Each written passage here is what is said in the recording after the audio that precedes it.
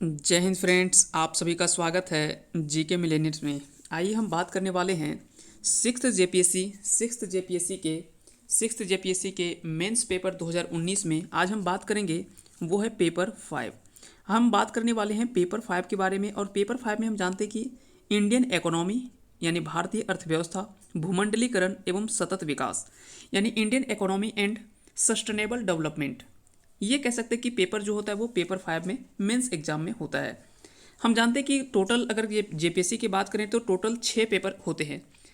बता दें कि इससे पहले हम 4 पेपर के बारे में हम डिस्कस कर चुके हैं। साथ ही साथ लैंग्वेज पेपर जो होता है पेपर 2 में, उसमें हम कई सारे लैंग्वेज के बारे में हम चर्चा कर चुके हैं, डिस्कस किए हैं। जैसे खोरठा हो गया, हिंदी, इंग्लिश, नागपुरी, ये सभी भाषाओं को भी हम डिस्कस कर चुके हैं। तो अगर आप इससे पहले जो भी पेपर है वो सभी को नहीं देखे हैं तो हमारे वीडियो के प्लेलिस्ट में जाकर के और इन सभी वीडियो को आप देख सकते हैं।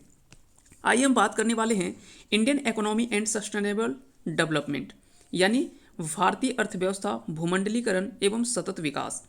इसमें जो टोटल अंक होता है वो 200 अंकों का टोटल प्रश्न, कह सकते हैं कि टोटल मार्क्स जो होता है वो 200 मार्क्स होते हैं। और इसके लिए आपको समय दिया जाता है 3 घंटे का। तो याद रखेंगे 3 घंटे का आपका समय होता है। इसमें कई खंडों में प्रश्न जो होता है वो बटा होता है। आइए हम उसके बारे में थोड़ा सा हम निर्देश देख लेते हैं, यानी जो भी इंस्ट्रक्शन है वो सारे हम थोड़ा सा देख लेते हैं कि क्या क्या दिया गया है। इसमें बोला गया कि प्रश्न पत्र 5 खंडों में विभक्त है, प्रत्येक खंड 40 अंकों का है। बता दें कि 5 खंडों में बटा हुआ है, कह सकते हैं कि टोटल 5 सेक्शन में बटा हुआ है क्वेश्चन। प्रत्येक खंड कह रहा है कि 40 अंकों का है और खंड एक अनिवार्य है। हम जानते हैं कि सेक्शन 1 में जो होता है वो ऑब्जेक्टिव क्वेश्चन होते हैं, और ऑब्जेक्टिव क्वेश्चन जो होता है वो सभी पेपर के लिए कह सकते हैं कि आपके लिए कंपलसरी होता है। तो याद रखेंगे सेक्शन 1 जो है वह आपके लिए कंपलसरी है। साथ ही साथ इसमें बोला गया जिसमें 2-2 अंकों के 20 वस्तुनिष्ठ प्रश्न इसमें शामिल किया गया है, जबकि खंड 2 से लेकर 5 तक प्रत्येक खंड में 2-2 वैकल्पिक दीर्घ उत्तरीय प्रश्न दिया गया है। परीक्षार्थी को प्रत्येक खंड में एक एक प्रश्नों का उत्तर देना है।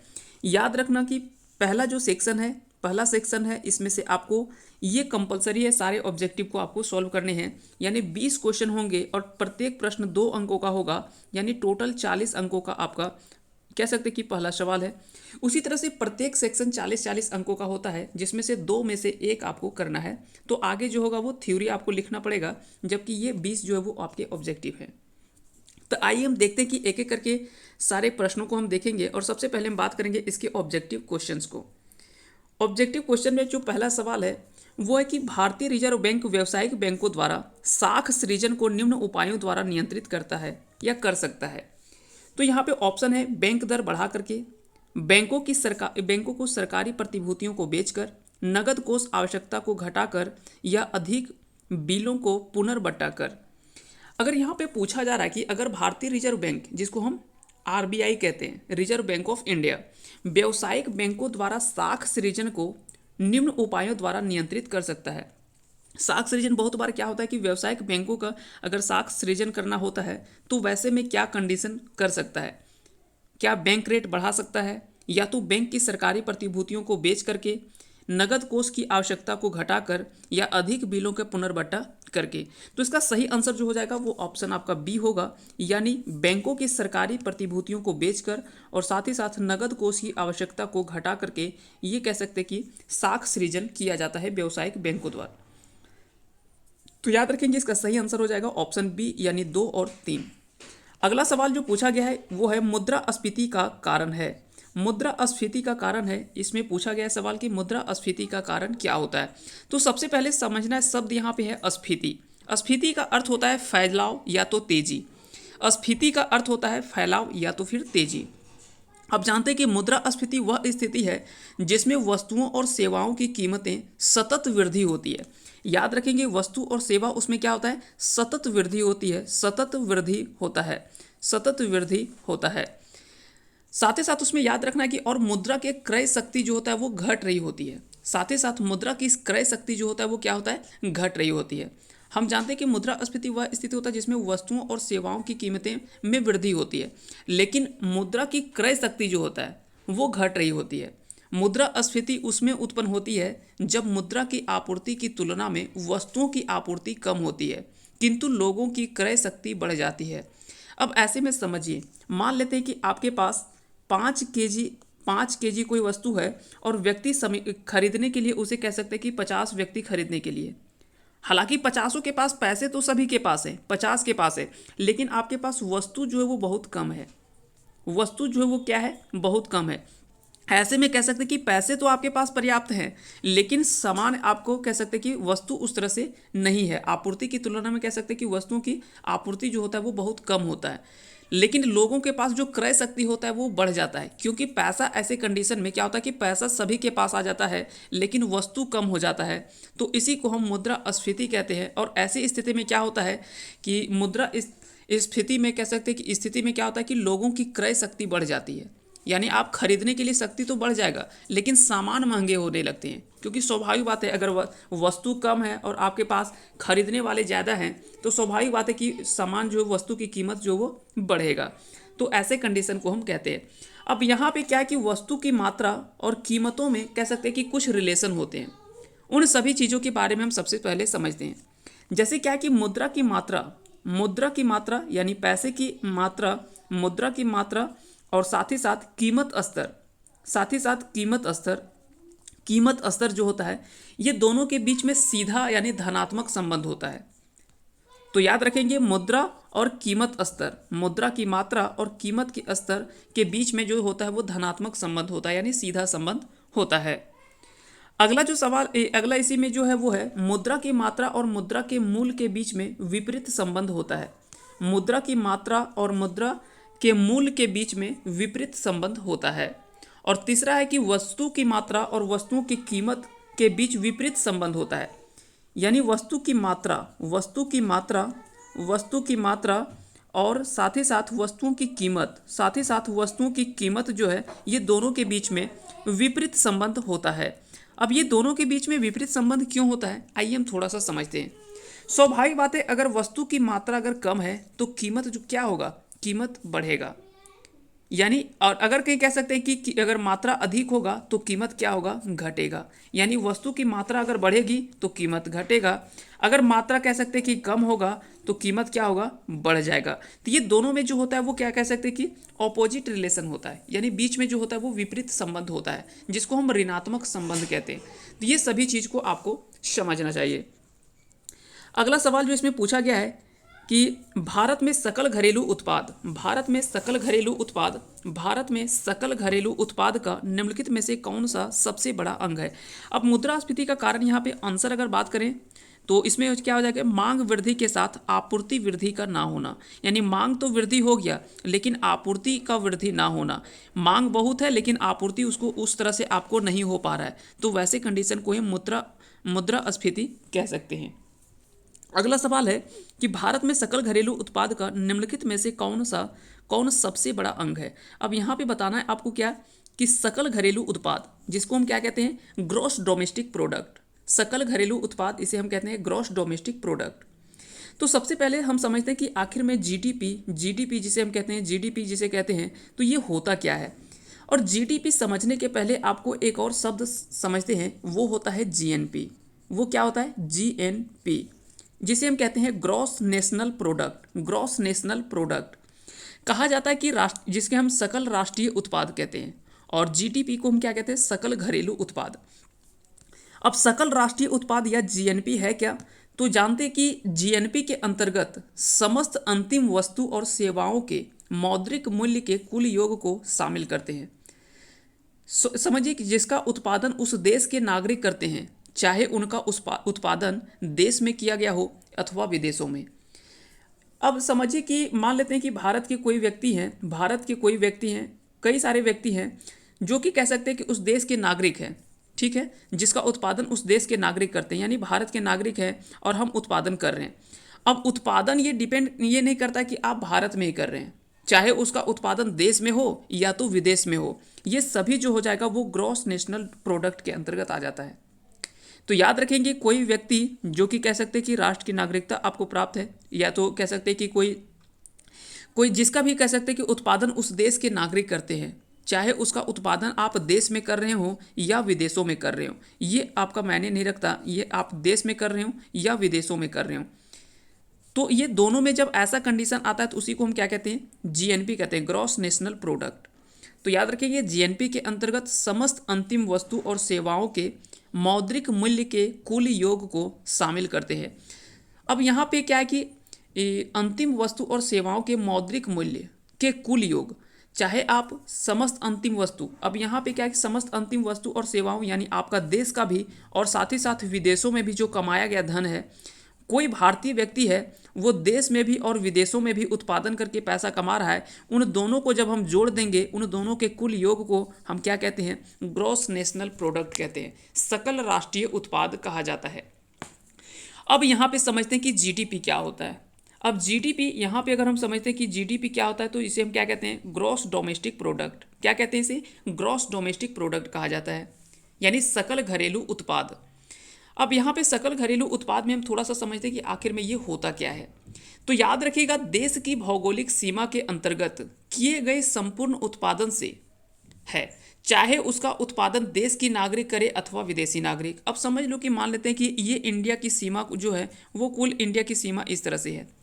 हालांकि ये हम मैप नहीं बता रहे, एक ऐसे हम एग्जाम्पल के तौर पे हम देख रहे हैं।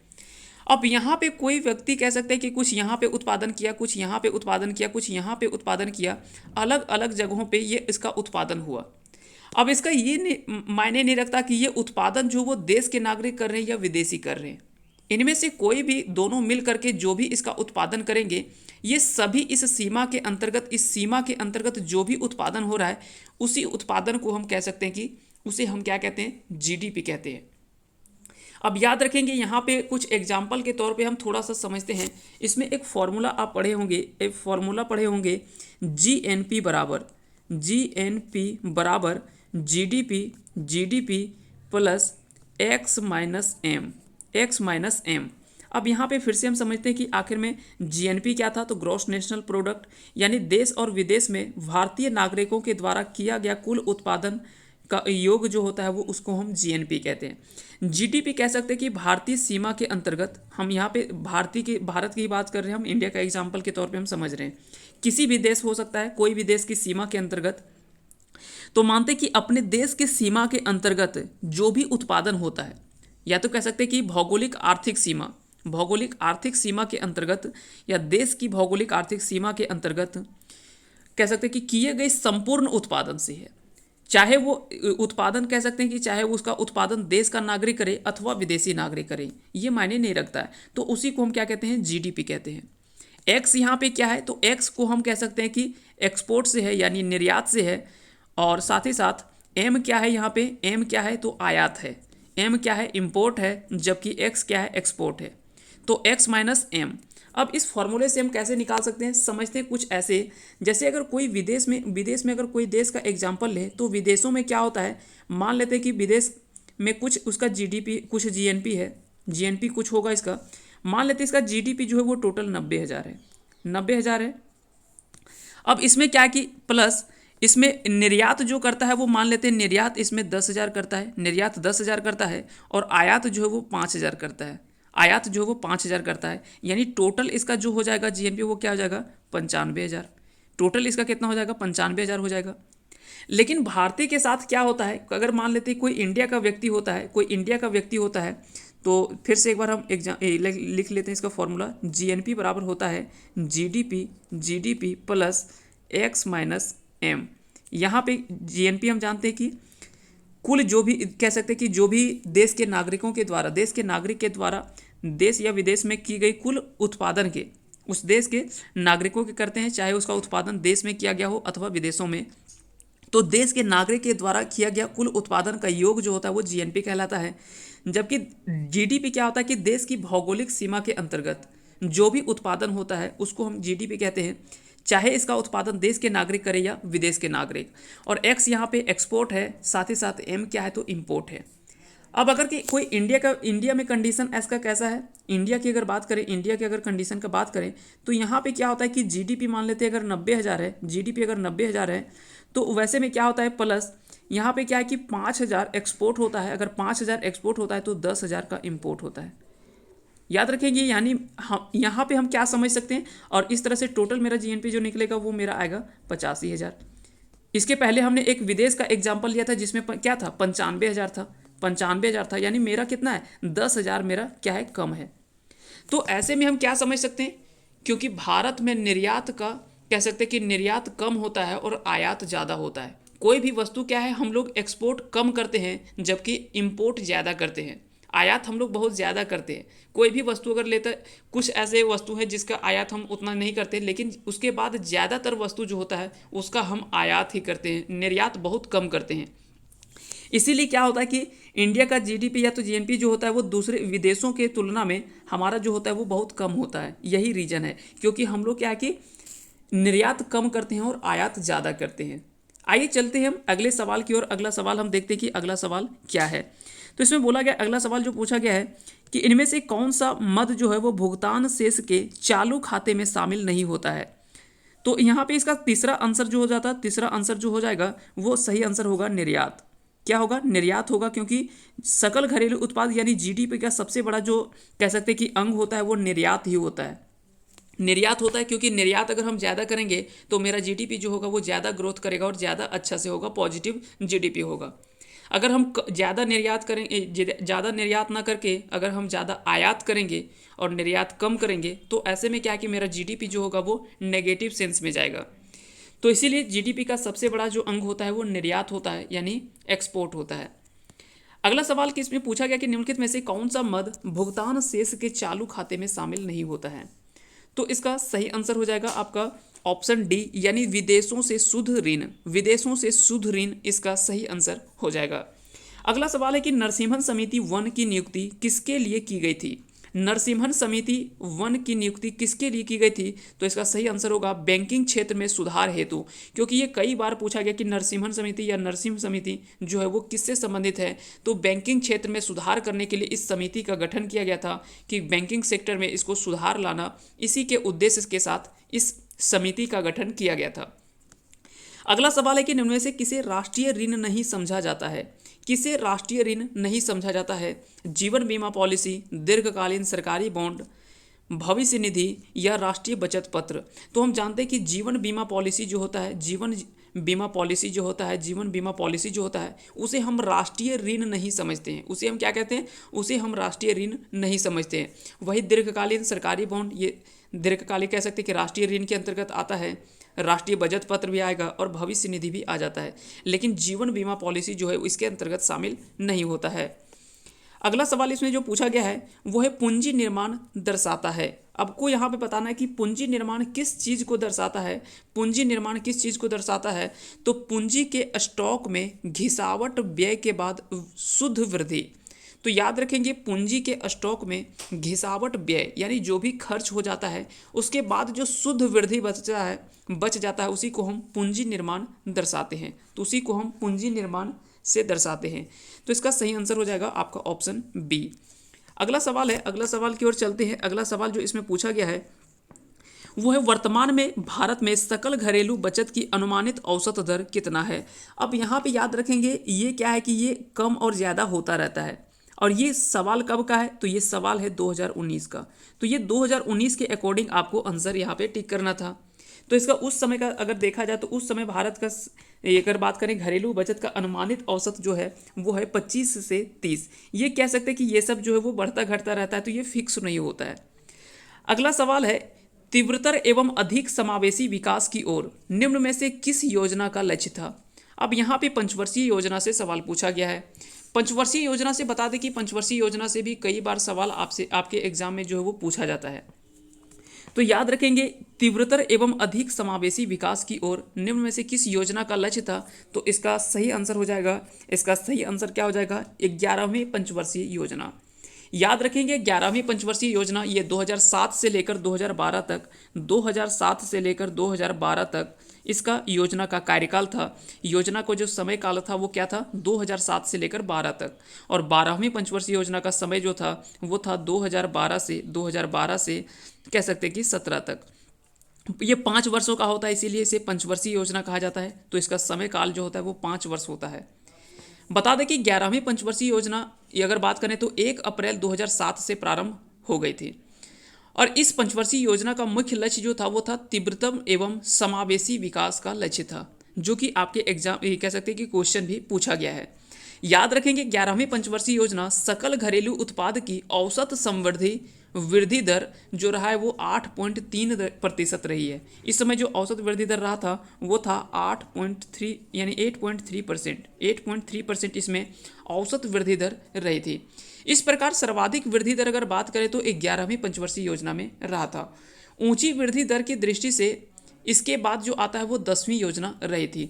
बता दें कि अगर कोई सबसे ऊंची वृद्धि दर अगर कहीं कोई प्राप्त किया था तो वो 11वीं पंचवर्षीय योजना ही था। इसके बाद जो था वो 10वीं पंचवर्षीय योजना था। तो ये भी आपसे सवाल जो है वो पूछा जाता है।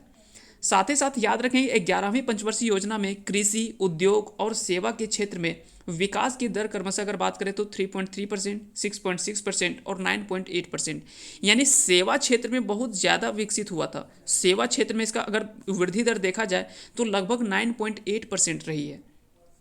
और याद रखेंगे 11वीं पंचवर्षीय योजना में शिक्षा के लिए विषय वस्तु थीम अनिवार्य प्रारंभिक शिक्षा। यहाँ से सवाल आपसे पूछा जा सकता है, यहाँ से सवाल जो है वो आपसे पूछा जा सकता है कि 11वीं पंचवर्षीय योजना में शिक्षा के लिए जो विषय वस्तु यानी थीम जो था वो क्या था। तो थीम इसमें जो था वो था अनिवार्य अनिवार्य अनिवार्य यहाँ से इसका जो कह सकते हैं कि जो इसका थीम था वो था अनिवार्य प्रारंभिक शिक्षा। अनिवार्य प्रारंभिक शिक्षा इसका सही आंसर हो जाएगा अनिवार्य प्रारंभिक शिक्षा। तो इसको याद रखेंगे। इसका जो थीम था 11वीं पंचवर्षीय योजना का वो कह सकते हैं कि अनिवार्य प्रारंभिक शिक्षा था। तो इसका सही आंसर हो जाएगा अनिवार्य प्रारंभिक शिक्षा। साथ ही साथ याद रखेंगे अगर पंचवर्षीय योजना का अगर समय काल अगर बात करें तो पंचवर्षीय योजना की शुरुआत कब होती है तो 1951 से लेकर इससे शुरू होता है और लास्ट कह सकते हैं कि 2017 तक पंचवर्षीय योजना का कार्यकाल चला। तो अगर बात करें टोटल अगर पंचवर्षीय योजना का अगर देखा जाए तो 12 पंचवर्षीय योजना चला। इसमें से प्रथम पंचवर्षीय योजना का समय काल है वो है 51 से लेकर 56। 1951 से लेकर 1951 से लेकर 1951 से लेकर 56 तक 1951 से लेकर 56 तक पहली पंचवर्षीय योजना। दूसरी पंचवर्षीय योजना अगर बात करें तो वो हो जाएगा 56 से 61, 1956 से 61, 1956 से 61। फिर अगर तीसरे की बात करें तो 61 से आपका आ जाएगा 66, 61 से 66। चौथी पंचवर्षीय योजना, अब याद रखेंगे चौथी पंचवर्षीय योजना के पहले यहाँ पे बीच में एक गैप आता है जिसको हम क्या कहते हैं योजना अवकाश काल कहते हैं, जो कि 66 से लेकर 69 तक 66 से लेकर 69 तक 3 वर्षों का ये योजना अवकाश काल आता है। इस अवधि में 3 वार्षिक योजनाएं तैयार की गई। दरअसल होता क्या कि और साथ ही साथ यहाँ से कई सारे सवाल जो वो पूछे जाते हैं आपके एग्जाम में। तो ये पूरा आप पंचवर्षीय योजना जब आप पूरे डिटेल से पढ़ते हैं तो अभी आपको यहाँ से सारे कंसेप्ट जो होता है वो क्लियर होता है। तो 66 से 69 होता है, फिर 69 के बाद कह सकते हैं कि 69 से 74 तक चलता है चतुर्थ पंचवर्षीय योजना। फिर पाँचवीं पंचवर्षीय योजना जो है वो 74 से 78 तक होता है। फिर 78 से 80 तक 2 वर्षों के लिए एक अनवरत योजना चलाया गया था। फिर उसके बाद 80 से 85 तक छठी पंचवर्षीय योजना चलाया गया। फिर उसके बाद 7वीं पंचवर्षीय योजना 85 से 90 तक चला। फिर 90 के बाद 2 वर्षों के लिए योजना अवकाश काल रहा जो कि 1990 से 92 तक रहा। फिर 8वीं पंचवर्षीय योजना 92 से 97, फिर 97 से 2002, फिर 2002 से 7, 7 से 12, 12 से 17। इस तरह से कह सकते हैं कि चला। यहाँ से एग्जाम में सवाल पूछा जाता है कि नीति आयोग का गठन कब हुआ था, तो 1 जनवरी 2015 को नीति आयोग का गठन हुआ था। तो ये सभी चीज़ों को आप याद रखेंगे तो इसका सही आंसर हो जाएगा वो हो जाएगा 11वीं पंचवर्षीय योजना। अगला सवाल पूछा गया कि वर्ष 2015 में HDI विश्व के 188 देशों में भारत का स्थान क्या रहा है, तो इसका सही आंसर होगा 131। उस समय का स्थान जो था वो 131वां स्थान था। सतत आर्थिक विकास निर्भर करता है, यहाँ पे आपको बताना है कि सतत आर्थिक विकास जो है वो किस पर निर्भर करता है। तो यहाँ पे इसका सही आंसर हो जाएगा बचत एवं निवेश दोनों पर। बचत एवं निवेश दोनों पर निर्भर करता है सतत आर्थिक विकास, निर्भर करता है बचत एवं निवेश दोनों पर। जैसे हम अगर बात करें कि आर्थिक विकास अगर हमको लगातार करना है, सतत का अर्थ होता है क्या लगातार यानी सस्टेनेबल। तो सस्टेनेबल अगर आर्थिक विकास हमको करना है तो उसके लिए दोनों चीज़ आवश्यक है कि आपको बचत भी करना पड़ेगा, साथ ही साथ आपको निवेश भी करने होंगे। तो ये दोनों चीज़ कह सकते हैं कि ये दोनों पर निर्भर करता है, ये बचत पर भी और निवेश दोनों पर। आइए चलते हैं अगले सवाल की ओर। अगला सवाल जो पूछा गया है वो वर्तमान में 100% प्रत्यक्ष विदेशी विनियोग जिसे हम FDI कहते हैं की अनुमति किस क्षेत्र में नहीं है। रक्षा में, दवाओं में, बैंकों में या बीमा में। तो याद रखेंगे दवाओं में जो होता है वो दवा क्षेत्र में, यानी कह सकते हैं कि दवा सेक्टर में जो कह सकते हैं कि ये जो होता है वो इसकी अनुमति नहीं होती है। अगला सवाल इसमें पूछा कि भारत की केंद्रीय सरकार द्वारा प्रदत्त कुल अनुदान में निम्न में से किसका हिस्सा अधिकतम है। तो यहाँ पे पूछा जा रहा है कि भारत में केंद्रीय सरकार द्वारा प्रदत्त कुल अनुदान में निम्न में से किसका हिस्सा अधिकतम है। जैसे खाद्य अनुदान, खाद्य अनुदान, खाद्य और खाद। अब यहाँ पे खाद्य है यानी जो भी खाने वाली वस्तुएं हैं, और खाद यानी क्या हो गया, खाद हो गया यानी जो उर्वरक अगर बनते हैं वो उर्वरक, खाद उर्वरक हो गया। निर्यात अनुदान और पेट्रोलियम अनुदान। तो इसका सही आंसर होगा खाद्य अनुदान में। खाद्य अनुदान में जो होता है वो अधिकतम हिस्सा जो होता है वो कह सकते हैं कि अधिकतम अनुदान जाता है वो खाद्य अनुदान में जाता है। जैसे आपको चावल मिलता है और भी कई सारे वस्तु जो है वो आपको सरकार की तरफ से दिया जाता है, तो उसमें क्या है कि उसमें जो होता है वो अनुदान ज़्यादा जाता है सरकार का, केंद्रीय सरकार का। अगला सवाल पूछा गया कि पिछले दशक में निम्न में से किस क्षेत्र में सर्वाधिक एफडीआई भारत में आया है। तो याद रखेंगे दूरसंचार विभाग में। दूरसंचार विभाग में अगर देखा जाए तो इस सेक्टर में अगर बात करें तो सर्वाधिक एफडीआई जो था वो आया था। ये पिछले दशक की बात की जा रही है, पिछले दशक की बात की जा रही है। अगला सवाल इसमें पूछा गया कि सीएसओ द्वारा जारी किए गए राष्ट्रीय आय के नए आंकड़ों के अनुसार 2011-12 की कीमत पर कुल जीडीपी के में कृषि का हिस्सा 2013-14 में क्या था। तो इसका सही आंसर हो जाएगा वो होगा 15%, वो होगा 15% इसका सही आंसर। अगला सवाल है, और याद रखेंगे ये उस टाइम के क्वेश्चन है, उस टाइम का जो भी प्रतिशत रहा है उस टाइम के अकॉर्डिंग ही ये सारे आंसर हैं। अगर वर्तमान में देखेंगे तो ये सारे कुछ कुछ चेंज होता रहता है। भारतीय अर्थव्यवस्था की भूमंडलीकरण का अर्थ क्या है। तो याद रखेंगे अन्य देशों के साथ आर्थिक संबंध पर न्यूनतम संभाव्य नियंत्रण रखना। अगर बात करें भारतीय अर्थव्यवस्था की भूमंडलीकरण का अर्थ जो है वो है अन्य देशों के साथ आर्थिक संबंध पर न्यूनतम संभाव्य नियंत्रण रखना। यह इसका सही आंसर हो जाएगा भारतीय अर्थव्यवस्था के भूमंडलीकरण का। अगला सवाल है कि भारत की अर्थव्यवस्था का मुख्य आधार क्या है। तो हम जानते हैं कि खनन जो होता है वो भारतीय अर्थव्यवस्था का मुख्य आधार है। खनन इसका सही आंसर हो जाएगा, खनन हो जाएगा। हालांकि कई लोगों को लग रहा होगा कि कृषि भी है, तो कृषि था, कुछ समय में ऐसा था कि अर्थव्यवस्था का मुख्य आधार जो था वो कृषि था। लेकिन यहाँ पे पूछा जा रहा है कि झारखंड की अर्थव्यवस्था, याद रखेंगे झारखंड की अर्थव्यवस्था का मुख्य आधार जो है, हालांकि कई जगह पे लगता है कि शायद कृषि ही है, लेकिन कृषि था, लेकिन कृषि के साथ साथ खनन अगर बात करें तो यहाँ का अर्थव्यवस्था का आधार माना जाता है। तो यहाँ पे क्या है कि जेपीएससी के द्वारा जो आंसर माना गया था वो खनन क्षेत्र को माना गया था। अब आपको ये चेक करना होगा कि इसका सही आंसर क्या होगा, कृषि होगा या खनन होगा। इसका आंसर आप जरूर कमेंट करके चेक करके जरूर आप कमेंट करेंगे कि इसका सही आंसर क्या होगा, कि झारखंड की अर्थव्यवस्था का मुख्य आधार क्या होगा। आप दोनों चीज़ पढ़े होंगे, कई जगह पे आप कृषि भी पढ़े होंगे और कई जगह पे खनन भी पढ़े होंगे। इसमें जेपीएससी जो आंसर माना है वो खनन क्षेत्र को माना है। खनन क्षेत्र को कह सकते हैं कि अर्थव्यवस्था का मुख्य आधार माना है, जबकि कई किताबों में आपको झारखंड की अर्थव्यवस्था का मुख्य आधार जो माना जाता है वो कृषि को माना जाता है। तो इसको आपको कमेंट करके जरूर बताना कि इसका सही आंसर क्या होगा। अगला सवाल इसमें जो पूछा गया है वो 10वीं पंचवर्षीय योजना के अंतर्गत योजना आयोग द्वारा झारखंड राज्य को कितनी राशि आवंटित की गई थी। अब यहाँ पे क्या कि थोड़ा सा सवाल जो वो डीप गया है। सवाल थोड़ा सा क्या कह सकते हैं कि 10वीं पंचवर्षीय योजना के समय के काल में देखा गया कि योजना आयोग द्वारा झारखंड राज्य को कितनी राशि जो है वो आवंटित की गई थी। तो ये कह सकते हैं कि ये थोड़ा सा पीछे गया हुआ है, क्योंकि हम जानते हैं कि 10वीं पंचवर्षीय योजना का जो समय काल था वो 2002 से लेकर 7 का था। और ऐसे समय में कह सकते हैं कि उस समय की अगर कहीं डाटा आपको पूछा जाए तो कहीं ना कहीं ये कह सकते हैं कि लगभग स्टूडेंट के लिए कठिन सवाल है। तो इसका सही आंसर जो उस समय का था उसका सही आंसर है 24,850 करोड़। 24,850 करोड़ इसका सही आंसर है। लेकिन ये कह सकते हैं कि टफ सवाल है, ये टफ सवाल में से माना जा सकता है, क्योंकि एक तो डाटा आप पूछ रहे हैं उसमें भी कह सकते हैं कि बहुत पुराने डाटा को पूछ रहे हैं। अगर एग्ज़ाम 2016 में है, एग्ज़ाम 2016 में हुआ है और आप डाटा अगर कहीं 2002 से लेकर 7 के बीच का पूछ रहे हैं, 2002 से लेकर 2007 के बीच का अगर डाटा पूछ रहे हैं तो ये कह सकते हैं कि डाटा बहुत पुराना डाटा पूछा जा रहा है। तो ऐसे में क्या होता है कि ये थोड़ा सा टफ सवाल माना जाता है।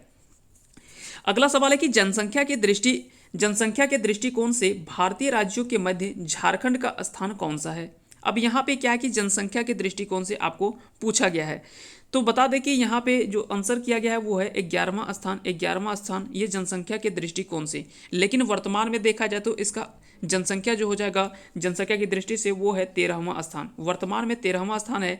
लेकिन ये पुराना डाटा है, ये 2016 के समय का है, ये पुराना डाटा है, तो याद रखेंगे ये पुराना डाटा का पूछा गया है। और साथ ही साथ इसमें बोला गया कि जनसंख्या के दृष्टिकोण से भारतीय राज्यों के मध्य झारखंड का स्थान क्या है। तो ये पूछा गया उस समय के क्वेश्चन के आधार पर पूछा गया, तो उसमें 11वां आंसर दिया था। लेकिन हालांकि अगर वर्तमान में देखा जाए तो इसका सही आंसर होगा 13वां स्थान। अगला सवाल है कि झारखंड में निम्न में से कौन सा क्षेत्र सर्वाधिक वनाच्छादित है। तो झारखंड में सर्वाधिक वनाच्छादित का अगर बात करें तो इसका सही आंसर होगा घाटशिला, इसका सही आंसर होगा। और साथ ही साथ याद रखेंगे सारंडा का वन, सारंडा का वन आप सभी को पता होगा, सारंडा का वन ये सभी को पता होगा, पश्चिमी सिंहभूम में ये कह सकते हैं कि और सिंहभूम क्षेत्र में देखने को मिलता है, जो कि काफ़ी ये महत्वपूर्ण जंगल माना जाता है और सबसे घना जंगल के रूप में माना जाता है झारखंड का। तो सारंडा वन क्षेत्र भी आप याद रखेंगे। साथ ही साथ अगर पूछा जाता कि अगर जिला के आधार पर पूछा जाता तो जिला यहाँ पे ऐसे चतरा होता वर्तमान के समय में, लेकिन यहाँ पे क्या पूछा गया कि वनाच्छादित सर्वाधिक वनाच्छादित उस समय के लिए पूछा गया है। तो उस समय जो था वो कौन सा क्षेत्र है, तो क्योंकि क्षेत्र के आधार पर पूछा गया तो घाटशिला हो जाएगा इसका सही आंसर। आइए अगला सवाल देखते हैं। और अगला सवाल जो कह सकते हैं कि ये है आपका सब्जेक्टिव क्वेश्चंस के। सब्जेक्टिव क्वेश्चन में अगर बात करें तो सेक्शन वाइज यहाँ पे सवाल दिया गया है। जैसे पहला सेक्शन हम देख लिए हैं, अब यहाँ पे क्या कि सेकंड सेक्शन है, यहाँ से 2 सवाल है, 1 सवाल और 2 सवाल। यहाँ पे 2 सवाल में से किसी में से एक आपको चुनना है, जो आपको इजी लगे उसका आंसर आप लिख सकते हैं। तो ऐसे सवाल जो है वो पूछा जाता है और हर सेक्शन से 2-2 सवाल होते हैं, आपको 2 में से कोई एक का आंसर लिखना होता है। हालांकि ये सेक्शन वाइज थोड़ा सा टफ होता है, क्योंकि ऐसे अगर आपको बोल दिया जाए कि मान लेते हैं कि 8 में से अगर आपको 4 का आंसर करना है, तो वैसे में आप किन्हीं को 4 छांट करके आंसर कर लेंगे। लेकिन सेक्शन वाइज में क्या होता है कि आपको ये 2 में से कोई एक करना ही है, फिर आगे का 2 में से कोई एक करना ही है आपको। तो ऐसे में ये सेक्शन वाइज ज़्यादा सेक्शन होता है, तो क्वेश्चन बनाने भी थोड़ा सा टफ होता है। तो यहाँ पे इसका सही देख सकते हैं कि यहाँ से जो क्वेश्चन पूछा गया है मेंस में, वो थ्योरेटिकली अगर क्वेश्चन बात करें तो ये प्रत्येक प्रश्न जो वो 40-40 अंकों का 40-40 अंकों का प्रश्न पूछा गया, 40 अंकों का प्रश्न पूछा गया प्रत्येक प्रश्न। और यहाँ से टोटल कह सकते हैं कि 4 सवाल यहाँ से करने हैं, 4 सवाल 8 में से 4 सवाल करने हैं, तो 4 चौका 16 यानी 160। और इसके पहले 40 अंकों का हमने ऑब्जेक्टिव देखा सवाल 20 क्वेश्चन, टोटल हो गया 200 अंक, यानी 200 मार्क्स का ये टोटल पेपर होता है।